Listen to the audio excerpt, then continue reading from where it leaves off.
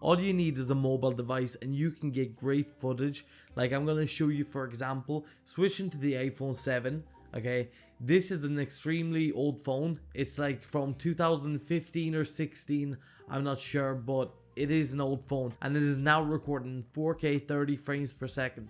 And if you want, I can switch into the iPhone 12, okay, and it is also an amazing camera.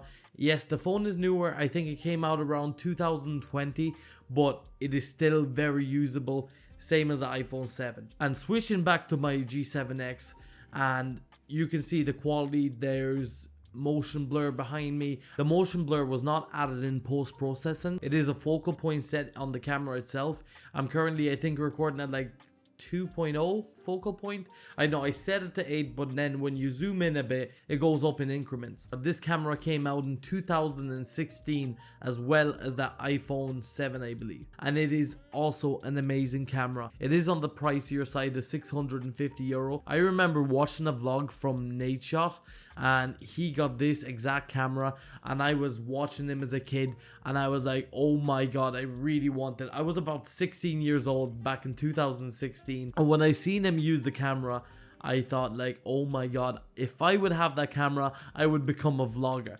But obviously things don't go according to plan because I do have a full-time job. They ask you how you are, you just have to say that you're fine when you're not really fine, but you just can't get into it because they would never understand. The reason, guys, you came into this video was to find out what you actually need to start YouTube. I'm going to keep this very short. The most important thing you need is a microphone. It doesn't really need to be an expensive one.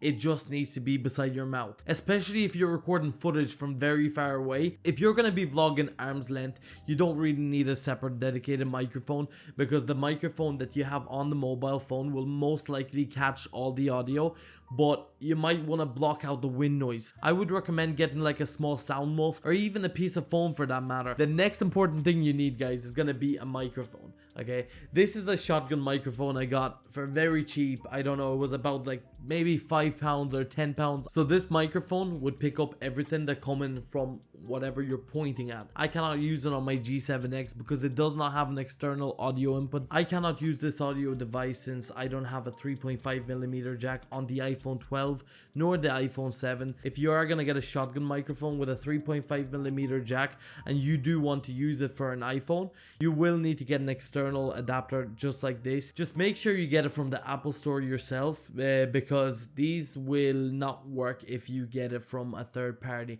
most likely, unless it is approved by Apple. The reason you will need a first party adapter is going to be the compatibility with microphones. It's very difficult to explain for me, but if you just look it up, what's the difference with third party and first party adapters, they won't have any compatibility with microphone inputs. The third most important thing is lighting. You want to be as beautiful as you can to your lovely audience that are watching, and hitting that like button below. This lighting can be as simple as some lighting behind your desk or behind the monitors like I have, or even something glowing up the wardrobe. This will be the most important thing to make your quality stand out. If I remove the light from my face, this is how it would look like.